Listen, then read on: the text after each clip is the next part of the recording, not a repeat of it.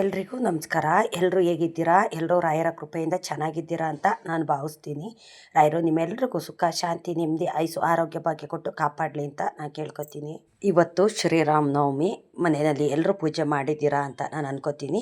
ಶ್ರೀರಾಮಚಂದ್ರ, ತಾಯಿ ಸೀತಮ್ಮತ್ತೆ ಎಲ್ರಿಗೂ ಒಳ್ಳೇದು ಮಾಡಲಿ ಅಂತ ನಾನು ಕೇಳ್ಕೊತೀನಿ. ಏಕೆಂತಂದರೆ ಪ್ರತಿಯೊಬ್ಬರ ಜೀವನದಲ್ಲೂ ಏನಾದರೂ ಒಂದು ಘಟನೆ ನಡೀತಾನೆ ಇರುತ್ತೆ. ಸಿಹಿ ಘಟನೆ ಆಗ್ಬೋದು, ಇಲ್ಲ ಕಹಿ ಘಟನೆ ಆಗ್ಬೋದು, ನಡೀತಾನೆ ಇರುತ್ತೆ. ನಾವು ಕೇಳ್ಕೊಳ್ಳೋದೇನು, ನಾವು ನಂಬಿರೋ ದೇವ್ರ ಹತ್ರ ಕೂತ್ಕೊಂಡು ನಮ್ಗೆ ಒಳ್ಳೇದು ಮಾಡುತ್ತಂದು ಏನು ಕಷ್ಟ ಕೊಡ್ತಾ ಇದೆಯಾ ಅಂತ ನಾವು ಕೇಳ್ಕೊತೀವಿ. ಹಲವಾರು ವಿಚಾರಗಳಲ್ಲಿ ನಮಗೆ ಒಳ್ಳೆಯದು ಸಹ ಆಗುತ್ತೆ, ಕೆಟ್ಟದ್ದು ಸಹ ಆಗುತ್ತೆ ಅಲ್ವಾ. ಏಕೆ ಅಂತ ಅಂದರೆ ಹಬ್ಬದ ದಿವಸ ಆಗಿರ್ಬೋದು, ಇಲ್ಲ ಬೇರೆ ದಿವಸ ಆಗಿರ್ಬೋದು, ಒಂದು ಮನಸ್ಸಿಗೆ ನೆಮ್ಮದಿಯಾಗಿ ನಾವು ಪೂಜೆ ಮಾಡಿದ್ವಿ ಅಂತಂದರೆ ನಮಗೆ ಏನೋ ಒಂದು ನಮ್ಮ ಮನೆಯಲ್ಲಿ ಪರಿಸ್ಥಿತಿ ಇಲ್ಲ ಅಂದರೂ ಅಷ್ಟೇ ಯಾವುದೇ ಒಂದು ಚಿಂತೆ ಕಾಡೋದಿಲ್ಲ. ಮನೆ ಪರಿಸ್ಥಿತಿ ಚೆನ್ನಾಗಿಲ್ಲ, ಮನಸ್ಸು ಚೆನ್ನಾಗಿಲ್ದಿರ ನಾವು ಏನೇ ಒಂದು ಪೂಜೆ ಆಗಲಿ ಇಲ್ಲ ಒಂದು ಕೆಲಸ ಆಗಲಿ ಮಾಡಿದ್ರು ಅದಕ್ಕೆ ನಮಗೆ ಒಳ್ಳೇದು ಅನ್ನೋದು ಆಗೋದಿಲ್ಲ. ನಮ್ಮ ಮನಸ್ಸಿಗೆ ಸಮಾಧಾನ ಅನ್ನೋದು ಕೊಡೋದಿಲ್ಲ. ಏಕೆ ಅಂತಂದರೆ ಇವತ್ತು ಶ್ರೀರಾಮನವಮಿ, ಎಲ್ರಿಗೂ ಅಷ್ಟೇ ಒಳ್ಳೇದು ಮಾಡಲಿ. ಎಲ್ಲರೂ ಮನೆಯಲ್ಲಿ ಪೂಜೆ ಮಾಡಿದ್ದೀರಾ ಅಂತ ನಾನು ಅನ್ಕೋತೀನಿ. ನಾನು ಅಷ್ಟೇ ಇವತ್ತು ಕೋಸಂಬರಿ ಮತ್ತು ಹೆಸರು ಬೇಳೆ ಪಾನಕ ಎಲ್ಲ ಮಾಡಿಟ್ಬಿಟ್ಟು ನಮ್ಮ ಮನೆ ದೇವ್ರ ಹತ್ರ ರಾಯರಿಗೆ ಇಟ್ಬಿಟ್ಟು ನಾನು ಪೂಜೆಯನ್ನು ಮುಗಿಸ್ಕೊಂಡೆ. ನನಗೆ ಏನಾದರೂ ಮನೆಯಲ್ಲಿ ಈ ಥರ ಏನಾದರೂ ಒಂದು ಹಬ್ಬ ಇದ್ದಾಗ, ಏನಾದರೂ ರಾಯರಿಗೆ ವಿಶೇಷವಾದಂಥ ಪೂಜೆ ಇದ್ದಾಗ, ಇಲ್ಲ ನಮ್ಮ ಮನೆ ದೇವ್ರಿಗೆ ವಿಶೇಷವಾದಂಥ ಪೂಜೆ ಇದ್ದಾಗ ನನಗೆ ಮಾಡೋದು ಅಂದರೆ ತುಂಬಾ ಖುಷಿ. ಪೂಜೆ ಮಾಡೋದು ಅಂದರೆ ನನಗೆ ತುಂಬ ಇಷ್ಟ ನನಗೆ. ಏಕೆ ಅಂತಂದರೆ ನಾವು ಏನೇ ಒಂದು ಕೆಲಸ ಮಾಡೋದಕ್ಕೆ ಮುಂಚೆನೂ ಅಷ್ಟೇ ಪೂಜೆ ಮಾಡಬೇಕು. ನಾವು ಪೂಜೆ ಮಾಡಿ ದೇವರ ಆಶೀರ್ವಾದ ಪಡ್ಕೊಂಡು ನಂತರ ನಾವು ಕೆಲಸ ಕಾರ್ಯನ ಮುಂದುವರಿಸ್ಬೇಕು. ಏಕೆ ಅಂತಂದರೆ ನಮ್ಗೆ ಒಳ್ಳೇದಾಗಬೇಕು ಅಂತಂದರೆ ನಮ್ಮ ಮನೆ ಆಗಿರ್ಬೋದು, ನಾವು ಮಾಡೋ ಪೂಜೆ ಆಗಿರ್ಬೋದು, ನಮ್ಮ ಮನಸ್ಸಿಗೆ ಸಮಾಧಾನ ಅನ್ನೋದು ಕೊಡುತ್ತೆ ಅಲ್ವಾ. ಏನೋ ಒಲ್ಲದು ಮನಸ್ಸಿನಿಂದ ನಾವು ಏನೋ ಒಂದು ಮಾಡಿದ್ರು ಅಷ್ಟೇ ಅದು ಯಾವುದಕ್ಕೂ ಅಷ್ಟೇ ಫಲ ಅನ್ನೋದು ಭಗವಂತ ಕೊಡೋದಿಲ್ಲ. ಹಲವಾರು ವಿಚಾರಗಳಲ್ಲಿ ನಾವು ಇದನ್ನೆಲ್ಲ ನೋಡ್ತಾನೆ ಇರ್ತೀವಿ.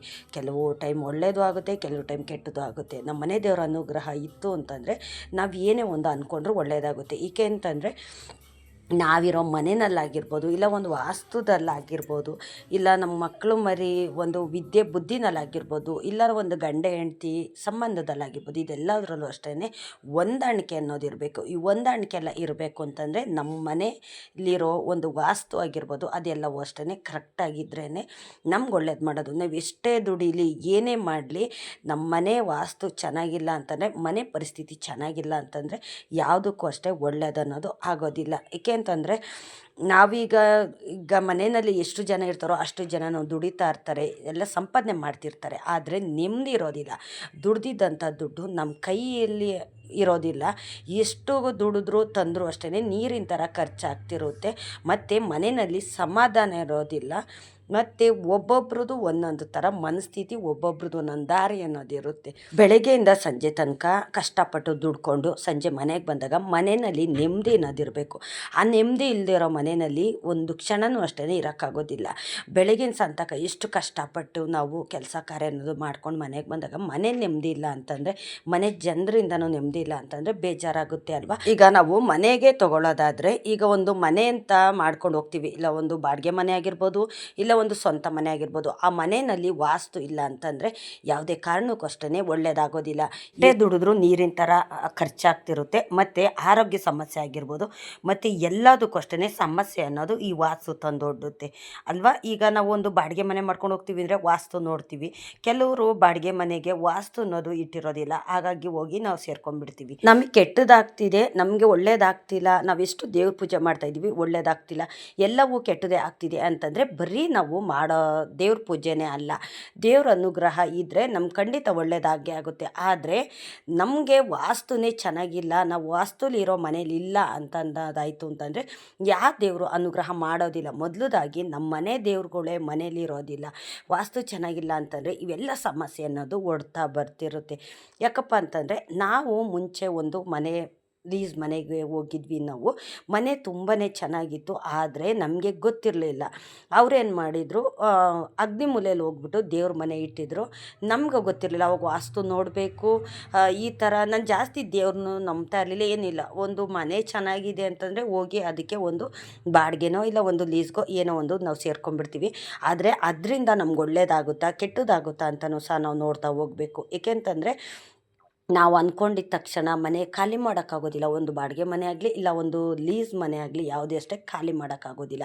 ಮನೆಗೆ ಹೋಗೋದಕ್ಕೆ ಮುಂಚೆ ನಾವು ಎಲ್ಲ ವಾಸ್ತು ಕರೆಕ್ಟಾಗಿದೆಯಾ ಅಂತ ನೋಡಿಬಿಟ್ಟೆ ನಾವು ಹೋಗಿ ಬಾಡಿಗೆ ಮನೆ ಸೇರ್ಕೋಬೇಕು. ಇವಾಗಿನ ಇದರಲ್ಲಂತೂ ಯಾರು ಅಷ್ಟೇ ಬಾಡಿಗೆಗೆ ಅಂತ ಮನೆ ಕಟ್ತಾರಲ್ಲ ಅವರು ವಾಸ್ತು ಅನ್ನೋದು ನೋಡೋದಿಲ್ಲ.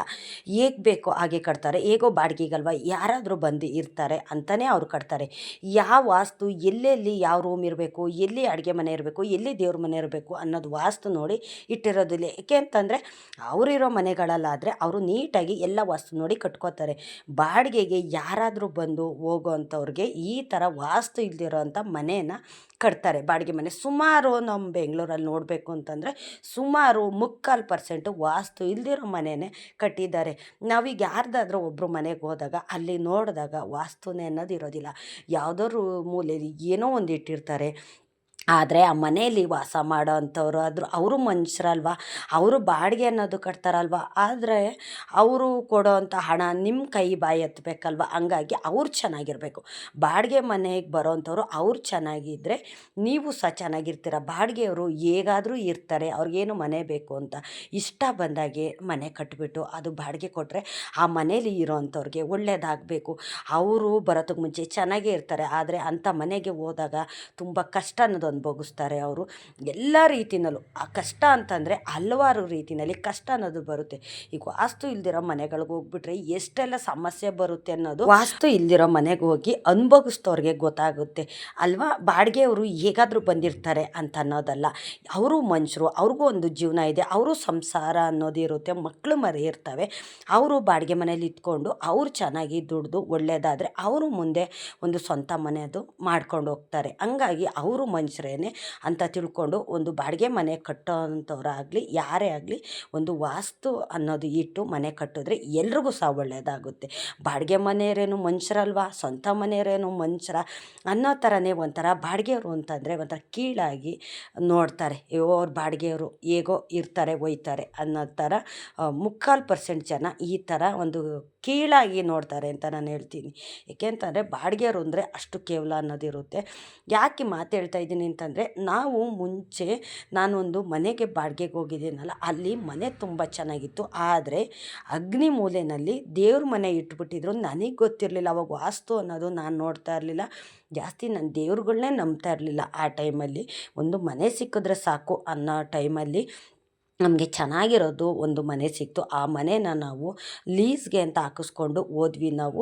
ಆದರೆ 2 ತಿಂಗಳು 3 ತಿಂಗಳಿದ್ವಿ. ನಮಗೆ ತುಂಬ ಕಷ್ಟ ಅಂದರೆ ಕಷ್ಟ ಅನ್ನೋದು ಬಂದ್ಬಿಡ್ತು. ನನಗೆ ಗೊತ್ತಾಗಲಿಲ್ಲ ಆವಾಗ. ನಾವು ಎಲ್ಲರೂ ದುಡಿತಿದ್ವಿ ಮನೆಯಲ್ಲಿ, ಮಕ್ಕಳು ಚಿಕ್ಕವರಾಗಿದ್ದರು, ಅಷ್ಟು ಇದು ಅನ್ನೋದಿರಲಿಲ್ಲ.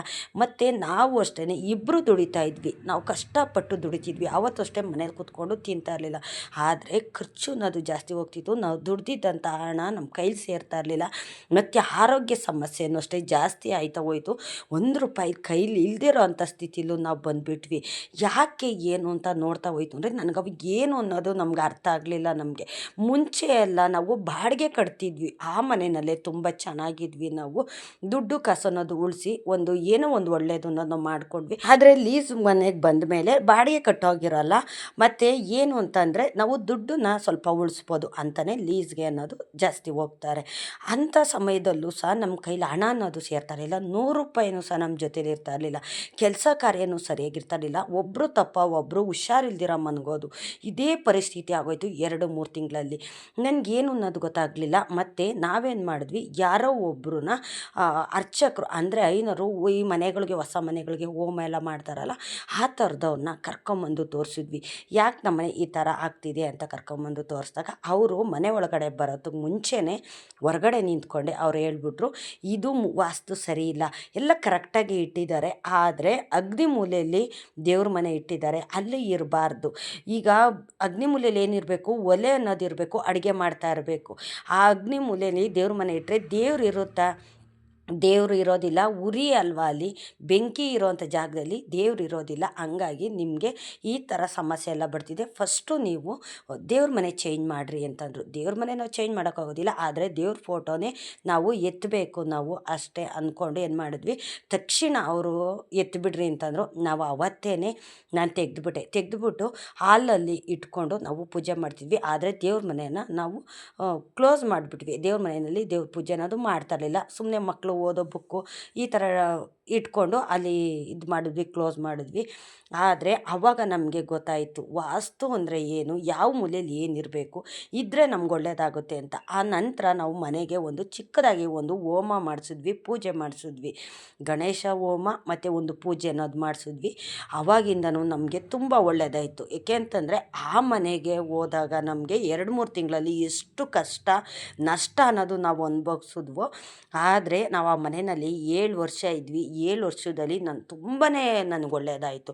ನಾನು ಅಂದ್ಕೊಂಡೆ ವಾಸ್ತು ಅಂದರೆ ಏನು, ಯಾವ ಥರ ಇರಬೇಕು ಏನು ಅಂತ. ಮುಂಚೆ ಎಲ್ಲ ನಮಗೆ ಬಾಡಿಗೆ ಮನೆ ಸಿಕ್ಕರು ಸಾಕು ಅಂತ ಹೋಗಿ ನಾವು ಸೇರ್ಕೊಂಡ್ಬಿಡ್ತಿದ್ವಿ. ಆದರೆ ವಾಸ್ತು ಇಲ್ದಿರೋ ಮನೆಗೆ ಹೋಗಿ ನಾವು ಸೇರಿಕೊಂಡ್ರೆ ಈ ಥರ ಸಮಸ್ಯೆ ಬರುತ್ತೆ, ನಮಗೆ ಹುಷಾರಿಲ್ದಿರೋ ಥರ ಆಗುತ್ತೆ. ಹಣಕಾಸು ಅನ್ನೋದು ನಮ್ಮ ಕೈಯಲ್ಲಿ ನಿಲ್ಲೋದಿಲ್ಲ. ಮತ್ತು ನಾವು ಮುಂದೆ ಒಂದು ದಾರಿಗೆ ಹೋಗಬೇಕು ಅಂದ್ರೂ ಅಷ್ಟೇ ಅನುಗ್ರಹ ಆಗೋದಿಲ್ಲ, ದೇವ್ರುಗಳು ನಮ್ಮ ಜೊತೇಲಿ ಇರೋದಿಲ್ಲ ಅನ್ನೋದು ನನಗೆ ಆವಾಗ ಗೊತ್ತಾಯಿತು. ನಾನು ಯಾರದೇ ಮನೆಗೆ ಹೋಗಲಿ, ಇಲ್ಲ ಫ್ರೆಂಡು ರಿಲೇಷನ್ ಅವ್ರ ಮನೆ ಎಲ್ಲೇ ಹೋದರೂ ಅಷ್ಟೇ ಮೊದಲು ನೋಡೋದೆ ನಾನು ವಾಸ್ತು ಇದೆಯಾ ಈ ಮನೆಯಲ್ಲಿ, ಕರೆಕ್ಟಾಗಿ ಯಾವ್ಯಾವ ಮೂಲೆಯಲ್ಲಿ ಏನಿರಬೇಕು ಇದೆಯಾ ಅಂತ ನೋಡ್ತೀನಿ. ಏಕೆ ಅಂತಂದರೆ ವಾಸ್ತು ಇಲ್ದಿರೋ ಮನೆನ ಬಾಡಿಗೆಗೆ ಅಂತ ತುಂಬ ಜನ ಕಟ್ಟಿರ್ತಾರೆ. ಹಾಗಾಗಿ ನಾನು ಮೊದಲು ನೋಡ್ತೀನಿ ನಿಮ್ಗೇಂತ ಕಷ್ಟ ಬರ್ತಿದೆ ಅಂತಂದರೆ ಈ ಥರ ಸಮಸ್ಯೆ ಇದೆ. ನನಗೆ ಗೊತ್ತಿರೋರೊಬ್ಬರು, ತುಂಬ ಪರಿಚಯ ಇರೋರೊಬ್ಬರು, ನಾನು ಅವ್ರ ಬಗ್ಗೆ ಒಂದು ವೀಡಿಯೋನೂ ಸಹ ಮಾಡಿದ್ದೆ. ಅವ್ರ ಮಗ ಹೇಳಿದ ಮಾತು ಕೇಳ್ತಾ ಇಲ್ಲ. ಅವ್ರ ಮಗ ತುಂಬಾ ಸಾಲ ಮಾಡ್ಕೊಂಡ್ಬಿಟ್ಟಿದ್ದಾನೆ. ಅವರು ಸಾಯೋ ಸ್ಥಿತಿಗೆ ಹೋಗೋಷ್ಟು ಸಾಲ ಮಾಡ್ಕೊಂಡ್ಬಿಟ್ಟಿದ್ದಾನೆ ಅಂತ ನಾನು ಒಂದು ವೀಡಿಯೋ ಮಾಡಾಕಿದ್ದೆ. ಅಂಥವರು ಸಹ ಇದೇ ಥರ ಒಂದು ಪರಿಸ್ಥಿತಿನ ಅನುಭವಿಸ್ತಿದ್ದಾರೆ. ಏಕೆ ಅಂತಂದರೆ ಅದು ವಾಸ್ತುನೇ ಇಲ್ಲ, ಎಲ್ಲ ಉಲ್ಟಾ ಪಲ್ಟಾ ಇದೆ. ಅಗ್ನಿಮೂಲೆ ಇರೋತವ ಬಚ್ಚಲು ಬಾತ್ರೂಮ್ ಮಾಡಿದ್ದಾರೆ, ಆದರೆ ಬಚ್ಚಲು ಬಾತ್ರೂಮ್ ಇರೋತವ ಇದು ಮಾಡಿದ್ದಾರೆ, ಅಡುಗೆ ಮನೆ ಮಾಡಿದ್ದಾರೆ. ಈ ಥರ ವಾಸ್ತುನೇ ಚೇಂಜ್ ಮಾಡಾಕ್ಬಿಟ್ಟಿದ್ದಾರೆ. ಅಂಥವರು ಆ ಮನೆಗೆ ಹೋದ್ರು ಅಂತಂದರೆ ಒಳ್ಳೇದಂತೂ ಆಗೋದಿಲ್ಲ. ಅವ್ರು ತುಂಬಾ ಕಷ್ಟ ಅನುಭವಿಸ್ತಿದ್ದಾರೆ. ಎಷ್ಟು ದುಡಿದ್ರು ಅಷ್ಟೇ ₹1 ಕೈ ಬಾಯಿ ಹತ್ತೋದಿಲ್ಲ. ಸಾಲ ಅನ್ನೋದು ಬೆಟ್ಟು ಥರ ಏರ್ತಾ ಹೋಗ್ತಿದೆ. ಅವರು ನಾನು ವೀಡಿಯೋ ಮಾಡಿದಾಗ ಎಷ್ಟು ಸಾಲ ಐತೆ, ಈಗ ಅದಕ್ಕೆ ದುಪ್ಪಟ್ಟಷ್ಟು ಸಾಲ ಅನ್ನೋದು ಜಾಸ್ತಿ ಆಗೋಗಿದೆ. ಅವ್ರಿಗೆ ಸಮಸ್ಯೆ ತಡ್ಕೊಳಕ್ಕಾಗ್ತಿಲ್ಲ. ನಾನು ಒಂದು ಸತಿ ನಾನು ಅವ್ರಿಗೆ ಹೇಳಿದ್ದೆ, ನಿಮ್ಮ ಮನೆ ವಾಸ್ತು ಚೆನ್ನಾಗಿಲ್ಲ, ಮೊದಲು ಖಾಲಿ ಮಾಡಿ ನೀವು ಅಂತ. ಆದರೆ ಅವ್ರು ಕೇಳಿರಲಿಲ್ಲ ನನ್ನ ಮಾತನ್ನು. ಓನರ್ ಒಳ್ಳೆಯವರಿದ್ದಾರೆ, 1 ತಿಂಗಳು ಬಾಡಿಗೆ ಕೊಟ್ಟಿಲ್ಲ ಅಂದರು, ಸುಮ್ಮನೆ ಇರ್ತಾರೆ. ಮತ್ತು ಅಕ್ಕಪಕ್ಕದಲ್ಲೂ ಅಷ್ಟೇ ಯಾವುದೇ ತೊಂದರೆ ತಾಪತ್ರೆ ಇಲ್ಲ. ಹಾಗಾಗಿ ನಮ್ಗೆ ಅಡ್ಜಸ್ಟ್ ಆಗಿದೆ ಅಂತ ಅವ್ರು ಅಲ್ಲೇ ಇದ್ದರು. ಆದರೆ ತುಂಬ ವರ್ಷ ಅವರಲ್ಲಿ ಇದ್ದಿದ್ದ ಕಾರಣ ತುಂಬಾ ಕಷ್ಟ ಅನ್ನೋದು ಸಹ ಅವ್ರು ಅನುಭವಿಸಿದ್ರು. ಅವ್ರಿಗೆ ಬಾಡಿಗೆಯನ್ನು ಸಹ ಕಟ್ಟೋಕ್ಕಾಗ್ತಿಲ್ಲ, ಕರೆಂಟ್ ಬಿಲ್ಲು ಸಹ ಕಟ್ಟೋಕ್ಕಾಗ್ತಿಲ್ಲ, ಅವ್ರು ಜೀವನನೂ ಮಾಡೋಕ್ಕಾಗ್ತಿಲ್ಲ. ಅವ್ರು ಇರೋದೇ ಅಮ್ಮ ಮಗ ಇಬ್ಬರು, ತಾಯಿ ಮಗ ಇಬ್ಬರೇ ಇರೋದು. ಯಾವ ಥರ ಜೀವನ ಮಾಡ್ಬೋದು ಅಲ್ವಾ? ತುಂಬ ಚೆನ್ನಾಗಿ ಜೀವನ ಮಾಡ್ಬೋದು. ಇಬ್ಬರು ದುಡಿದ್ಬಿಟ್ರಂತೂ ಜೋಕಾಗಿ ಜೀವನ ಮಾಡ್ಬೋದು. ಅಂಥದ್ರಲ್ಲಿ ಅವ್ರು ಎಷ್ಟು ಏನೇ ಮಾಡಿದ್ರು ಸಹ ಒಳ್ಳೆಯದಂತೂ ಆಗ್ತಿಲ್ಲ. ಅವ್ರು ಸಾಲ ತೀರ್ಸೋಕ್ಕಾಗ್ದೋರಷ್ಟು ಸಮಸ್ಯೆಗೆ ಅವ್ರು ಹೋಗ್ಬಿಟ್ಟಿದ್ದಾರೆ. ಏಕೆ ಅಂತಂದರೆ ಇದಕ್ಕೆಲ್ಲ ಒಂದೇ ಕಾರಣ ಅಂತಂದರೆ ವಾಸ್ತು. ನಾವು ಅನ್ಕೋತೀವಿ ನಮಗೇನು ಒಳ್ಳೇದಾಗ್ತಿಲ್ಲ ಅಂದರೆ ನಾವು ನಂಬಿರೋ ತಂದೆ ರಾಯರು ನಮ್ಗೆ ಒಳ್ಳೇದು ಮಾಡ್ತಿಲ್ಲ, ನಮ್ಮನೆ ದೇವರು ನಾವು ಒಳ್ಳೇದು ಮಾಡ್ತಿಲ್ಲ ಅಂತ ನಾವು ಅನ್ಕೋತೀವಿ. ಇದೆಲ್ಲ ಕಾರಣ ಅಲ್ವೇ ಅಲ್ಲ. ದೇವರು ಒಳ್ಳೇದು ಮಾಡಿದ್ರೆ ನಮ್ಗೆ ಹೇಗೆ ಬೇಕಾದರೂ ಒಳ್ಳೇದು ಮಾಡ್ತಾರೆ. ಆದರೆ ನಾವಿರೋ ವಾಸ್ತುನೇ, ನಾವಿರೋ ಸ್ಥಳನೇ ಸರಿ ಇಲ್ಲ ಅಂತಂದಮೇಲೆ ದೇವರು ಸಹ ಹೇಗೆ ಆ ಮನೆಯಲ್ಲಿ ಇರ್ತಾರೆ? ಖಂಡಿತ ಇರೋದಿಲ್ಲ. ಅಗ್ನಿಮೂಲೆಯಲ್ಲಿ ದೇವ್ರ ಮನೆ ಇಟ್ಟರೆ ದೇವ್ರುಗಳು ಆ ಜಾಗದಲ್ಲಿ ಇರೋದಿಲ್ಲ, ಯಾವಾಗಲೂ ಬೆಂಕಿ ಉರಿತಾ ಇರುತ್ತೆ ಆ ಜಾಗದಲ್ಲಿ. ಅಂಥ ಜಾಗದಲ್ಲಿ ದೇವ್ರು ಇರ್ತಾರಾ? ಖಂಡಿತ ಇರೋದಿಲ್ಲ.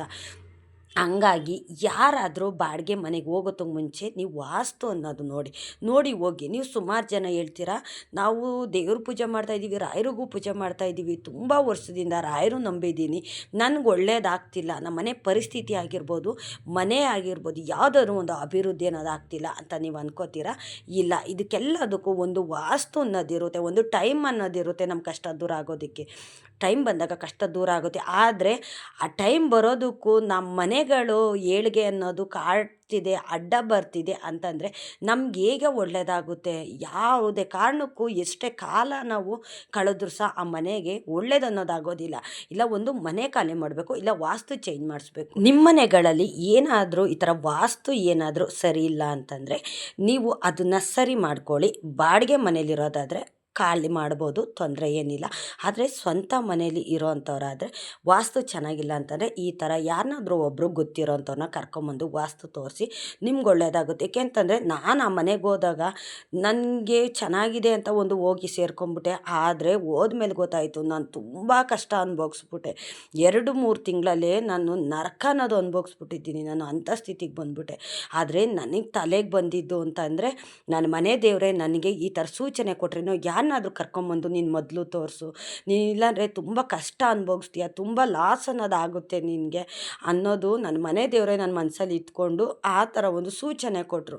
ಹಾಗಾಗಿ ನಾನು ದೇವ್ರನ್ನೂ ನಂಬ್ತಿರ್ಲಿಲ್ಲ, ಈ ಥರ ವಾಸ್ತು ಅಂದ್ರೆ ಏನು ಅಂತಲೂ ನನಗೆ ಗೊತ್ತಿರಲಿಲ್ಲ. ಆವಾಗ ನಾನು ರಾಯರು ಪೂಜೆ ಮಾಡ್ತಿರ್ಲಿಲ್ಲ, ರಾಯರು ಯಾರು ಏನು ಅನ್ನೋದು ನನಗೆ ಗೊತ್ತಿರಲಿಲ್ಲ. ನನ್ನ ಮನೆ ದೇವ್ರನ್ನೇ ಪೂಜೆ ಮಾಡ್ತಿದ್ದು. ನನ್ನ ಮನೆ ದೇವರು ನನ್ನ ಮನಸ್ಸಲ್ಲಿ ಇಟ್ಕೊಂಡು ಈ ಥರ ಒಂದು ಸೂಚನೆ ಅನ್ನೋದು ಕೊಟ್ಟರು. ಆವಾಗ ನಾನು ಯಾರೋ ಒಬ್ಬರು ಕರ್ಕೊಂಬಂದು ತೋರಿಸಿದಾಗ ಅವ್ರು ನಂಗೆ ತುಂಬ ಒಳ್ಳೆ ಸಜೆಷನ್ ಕೊಟ್ಟರು ನನಗೆ. ಹಾಗಾಗಿ ಆ ಪೂಜೆ ಮಾಡಿಸಿದ್ಮೇಲೆ ನಾನು ಆ ದೇವ್ರ ಮನೆಯೇ ಚೇಂಜ್ ಮಾಡಿದ್ಮೇಲೆ ನನಗೆ ತುಂಬ ಅಂದರೆ ತುಂಬ ಒಳ್ಳೆಯದಾಯಿತು. ಅದೇ ಬಾಡಿಗೆ ಮನೇಲಿ ಇದ್ಕೊಂಡು ನಾನೊಂದು ಸ್ವಂತ ಮನೆ ಅನ್ನೋದನ್ನ ನಾನು ಕಟ್ಕೊಂಡೆ. ನಾವು ದೇವರು ನಂಬಿದ್ರೆ ಈ ಥರ ನಮಗೆ ಸೂಚನೆ ಅನ್ನೋದು ಕೊಡ್ತಾರೆ. ನಮ್ಮ ಕಷ್ಟ ಬಂದಿದೆ ಅಂತಂದರೆ ನಮ್ಮ ಮನೆ ದೇವ್ರುಗಳು ಯಾವತ್ತೂ ಬಿಡೋದಿಲ್ಲ, ಈ ಥರ ಸೂಚನೆ ಕೊಡ್ತಾರೆ. ಹಾಗಾಗಿ ನಾನು ಜಾಸ್ತಿ ಇವಾಗ ದೇವ್ರನ್ನ ನಂಬ್ತೀನಿ ನಾನು, ಮತ್ತು ವಾಸ್ತುನೂ ಅಷ್ಟೇ ತುಂಬಾ ನಂಬ್ತೀನಿ ನಾನು. ನೀವು ಹೇಳ್ತೀರಾ ನನಗೆ ಒಳ್ಳೇದಾಗ್ತಿಲ್ಲ, ನಾನು ದೇವ್ರ ಪೂಜೆ ಮಾಡ್ತಾಯಿದ್ರು ಒಳ್ಳೇದನ್ನೋದು ನಮಗೆ ಅನುಗ್ರಹ ಅನ್ನೋದು ಆಗ್ತಿಲ್ಲ ಅಂತ. ನಿಮ್ಮ ಮನೆ ವಾಸ್ತು ಮೊದಲು ಕರೆಕ್ಟಾಗಿದೆಯಾ ಅನ್ನೋದನ್ನ ನೀವು ನೋಡ್ಕೊಳ್ಳಿ. ನಂತರ ನೀವು ಏನು ಪರಿಹಾರ ಮಾಡ್ಕೋಬೇಕು ಆ ಪರಿಹಾರ ಮಾಡ್ಕೊಳ್ಳಿ. ಏಕೆಂತಂದರೆ ನಮಗೆ ಗೊತ್ತಾಗೋದಿಲ್ಲ. ನಮಗೆ ಬೆಂಗಳೂರಲ್ಲಿ ಒಂದು ಬಾಡಿಗೆ ಮನೆ ಸಿಕ್ಕೋದೆ ಒಂದು ದೊಡ್ಡ ವಿಷಯ. ಯಾವುದೋ ಒಂದು ಸಿಕ್ಕಿದ್ರೆ ಸಾಕಪ್ಪ ಅಂತ ಖಾಲಿ ಮಾಡಿಕೊಂಡು ನಾವು ಹೊರಟೋಗ್ತೀವಿ. ಆದರೆ ಆ ಮನೆಗೆ ಹೋದ್ಮೇಲೆ ನಮ್ಗೆ ಒಳ್ಳೇದಾಗುತ್ತಾ ಕೆಟ್ಟದಾಗುತ್ತಾ ಅನ್ನೋದು ಸಹ ನಾವು ನೋಡ್ತಾ ಹೋಗಬೇಕು ಅಲ್ವಾ. ಈ ಥರ ಒಂದು ನಮ್ಮ ಮನೆ ದೇವ್ರುಗಳು ನಮಗೆ ಸೂಚನೆ ಅನ್ನೋದು ಕೊಡ್ತಾರೆ. ಕೊಟ್ಟು ನಮ್ಮನ್ನ ಯಾವತ್ತೂ ಅಷ್ಟೇ ಕೆಳಗಡೆ ಬೀಳೋ ಥರ ಮಾಡೋದಿಲ್ಲ. ಯಾವುದೇ ದೇವ್ರನ್ನ ನಾವು ನಂಬದೇ ಹೋಗಲಿ, ಆದರೆ ನಮ್ಮ ಮನೆ ದೇವ್ರುಗಳು ಮಾತ್ರ ಯಾವುದೇ ಕಾರಣಕ್ಕೂ ನಮ್ಮನ್ನು ಬಿಟ್ಕೊಡೋದಿಲ್ಲ, ನಮ್ಗೆ ಒಳ್ಳೇದೇ ಮಾಡ್ತಿರ್ತಾರೆ. ಇಷ್ಟನ್ನು ನಾವು ಅರ್ಥ ಮಾಡಿಕೊಂಡು ದೇವ್ರ ಪೂಜೆ ಮಾಡೋದಾಗಲಿ ಒಂದು ವಾಸ್ತು ನಂಬೋದಾಗಲಿ ಇದನ್ನೆಲ್ಲ ಮಾಡಬೇಕು. ಇಷ್ಟೊತ್ತು ನನ್ನ ವಿಡಿಯೋ ನೋಡಿದ್ದಕ್ಕಾಗಿ ತುಂಬ ಹೃದಯದ ಧನ್ಯವಾದಗಳು. ರಾಯರು ನಿಮ್ಮೆಲ್ರಿಗೂ ಸುಖ ಶಾಂತಿ ನೆಮ್ಮದಿ ಆಯುಸ್ಸು ಆರೋಗ್ಯ ಭಾಗ್ಯ ಕೊಟ್ಟು ಕಾಪಾಡಲಿ ಅಂತ ನಾನು ಕೇಳ್ಕೊತೀನಿ.